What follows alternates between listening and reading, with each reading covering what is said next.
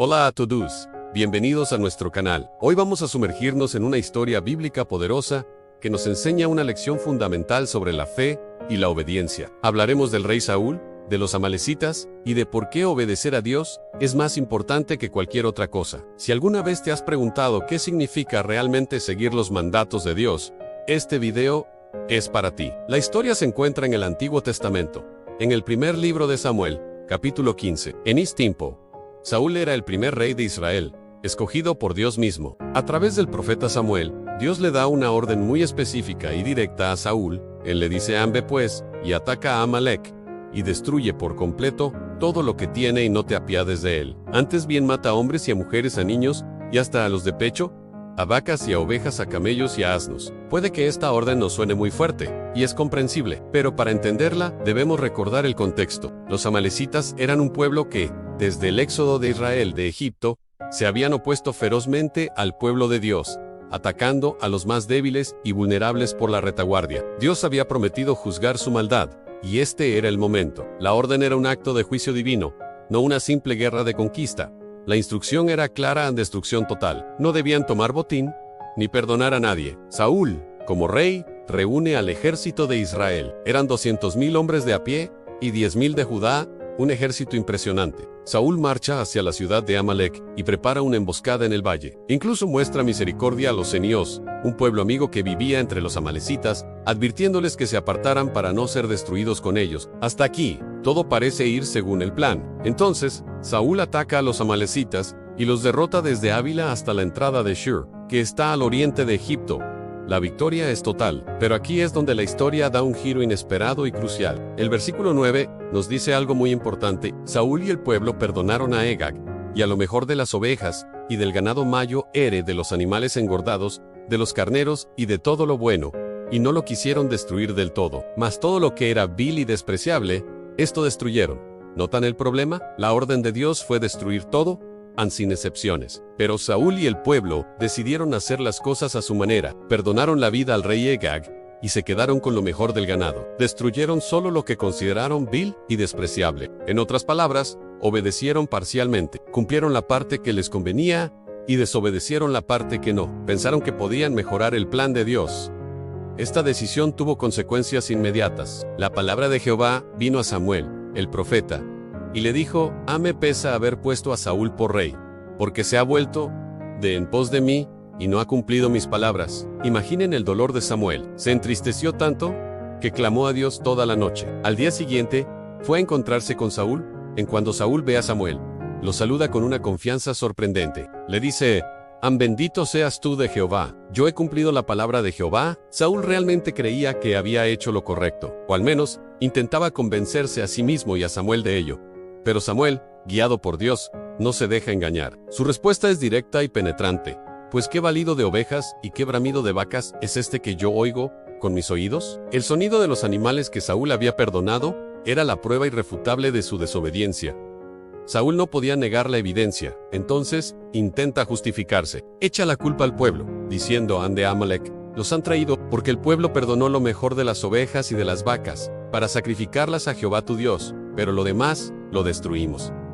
Esta es una excusa muy común, ¿verdad? Primero, culpa a otros en fue el pueblo. Segundo, intenta darle una apariencia espiritual a su desobediencia nera, para sacrificar a Jehová. Saúl estaba tratando de negociar con Dios, de presentar su desobediencia como un acto de piedad. Pensó que un buen sacrificio podría compensar su falta de obediencia. Pero Samuel no acepta esta excusa. Le recuerda a Saúl cómo Dios lo levantó de ser pequeño a ser rey de Israel. Le recuerda la orden específica que recibió. Y entonces, Samuel pronuncia una de las frases más famosas e importantes de toda la Biblia. Escuchen con atención: "Se complace Jehová tanto en los holocaustos y en las víctimas, como en que se obedezca a las palabras de Jehová". Ciertamente el obedecer es mejor que los sacrificios, y el prestar atención que la grosura de los carneros. Esta es la lección central de la historia. Dios no está interesado en nuestros rituales religiosos, si no van acompañados de un corazón obediente. No quiere nuestras ofrendas, si provienen de la desobediencia. Lo que Dios valora por encima de todo es nuestra obediencia. Una obediencia completa, no parcial. Una obediencia que no cuestiona, que no busca excusas,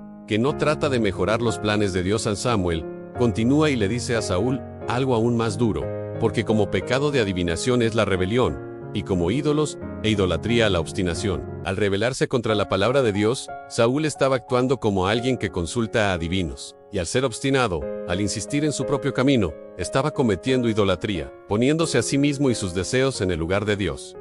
Finalmente, Saúl admite su pecado.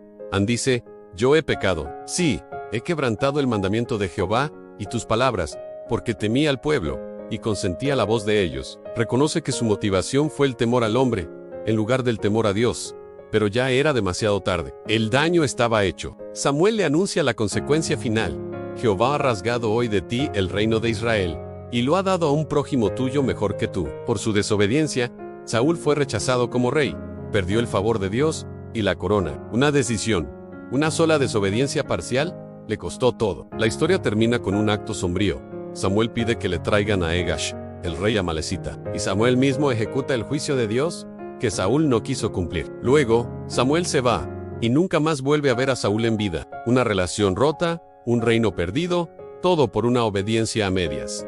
¿Qué podemos aprender de esta historia hoy? Nos enseña que Dios se toma muy en serio sus mandamientos. No son sugerencias, son órdenes, y espera que las cumplamos en su totalidad. No podemos elegir qué partes de la Biblia obedecer y cuáles ignorar, porque no nos gustan o no nos convienen. La obediencia parcial, a los ojos de Dios, es desobediencia total. Pensemos en nuestras propias vidas. ¿En qué áreas podríamos estar siendo como Saúl? Quizás somos honestos en los negocios, pero no perdonamos a quien nos ofendió. Quizás leemos la Biblia, pero no amamos a nuestro prójimo como a nosotros mismos. Quizás diezmamos, pero tenemos ídolos en nuestro corazón, como el dinero, el éxito o la aprobación de los demás. La historia de Saúl es una advertencia para todos nosotros. Nos llama a examinar nuestros corazones y a preguntarnos si realmente estamos obedeciendo a Dios en todo, o si estamos tratando de hacer las cosas a nuestra manera, justificando nuestra desobediencia con excusas religiosas. El mensaje es claro. A Dios le importa más tu corazón obediente que cualquier acto externo de religiosidad. Prefiere que escuches su voz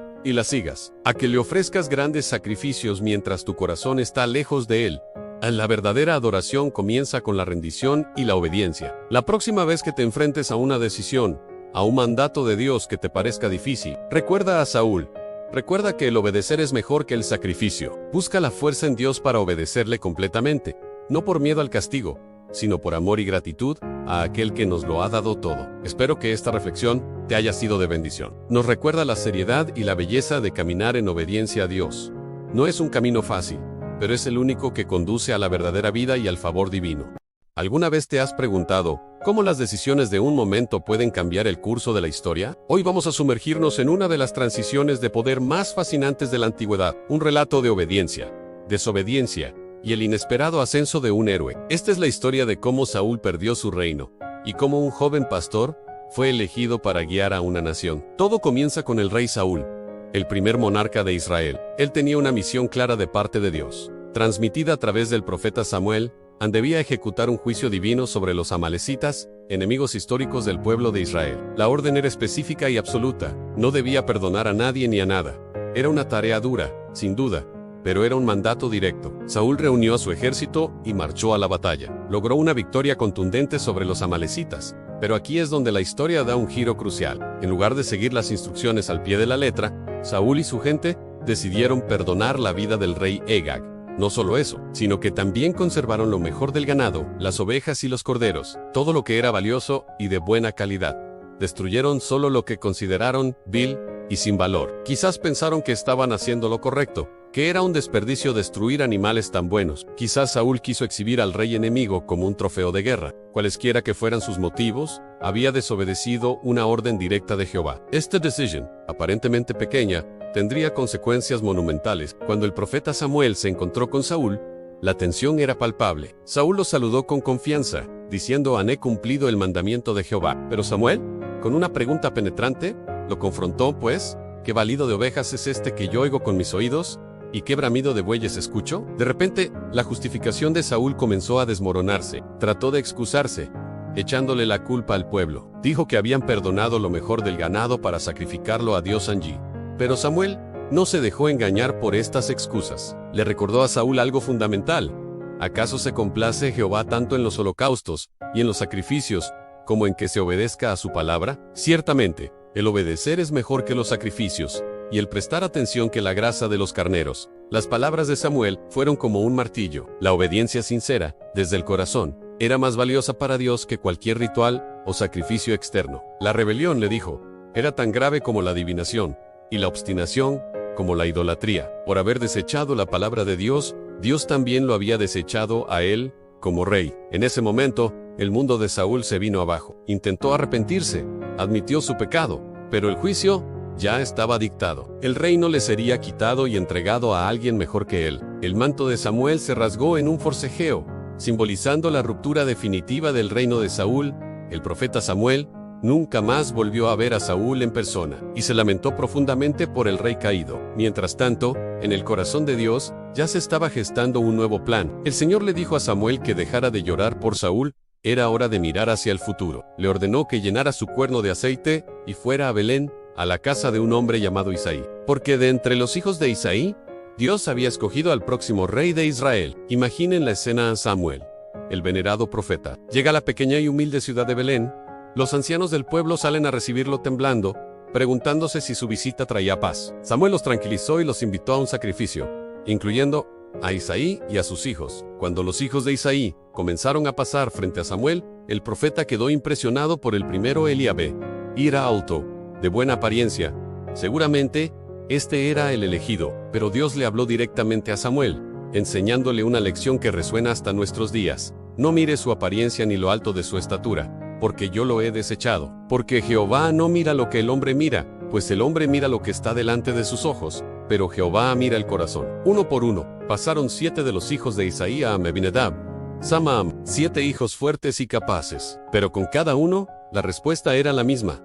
Tampoco a este ha escogido Jehová. Samuel, desconcertado, le preguntó a Isaí, ¿son estos todos tus hijos? Isaí respondió casi como si fuera una ocurrencia tardía. Bueno, queda aún el menor, que está apacentando las ovejas. El más joven, el que estaba haciendo el trabajo menos glamoroso, el que ni siquiera había sido considerado lo suficientemente importante como para ser llamado al sacrificio. Samuel insistió, envía a buscarlo, porque no nos sentaremos a la mesa hasta que él venga aquí. Y entonces, llegó David. El texto lo describe como un joven rubio, de hermosos ojos y de buen parecer. Tan pronto como entró, Dios le dijo a Samuel, levántate y úngelo, porque este es. En medio de sus hermanos, Samuel tomó el cuerno de aceite y derramó su contenido sobre la cabeza de David. En ese instante, el Espíritu de Jehová vino con poder sobre él en un simple pastor de ovejas. El menor de su familia acababa de ser ungido como el futuro rey de la nación. Mientras el Espíritu de Dios descendía sobre David, se apartaba de Saúl, el rey comenzó a ser atormentado por un espíritu malo. Sus sirvientes, preocupados, le sugirieron buscar a alguien que supiera tocar el arpa. La música, pensaron, podría calmar su alma atormentada. Y aquí es donde el destino, o más bien la providencia divina, teje sus hilos de manera asombrosa. Uno de los criados de Saúl mencionó que conocía a un joven hijo de Isaí de Belén, que no solo tocaba el arpa maravillosamente, sino que también era valiente, vigoroso, un hombre de guerra, prudente en sus palabras y de hermoso parecer. Y lo más importante, Jehová está con él. El nombre de ese joven era, por supuesto, David en Saúl. Sin saber que estaba llamando a su sucesor, envió mensajeros a Isaí pidiendo que le enviara a su hijo David. A Isaí lo envió, junto con un asno cargado de pan, un odre de vino y un cabrito, como era la costumbre. Cuando David llegó a la corte, inmediatamente se ganó el favor de Saúl.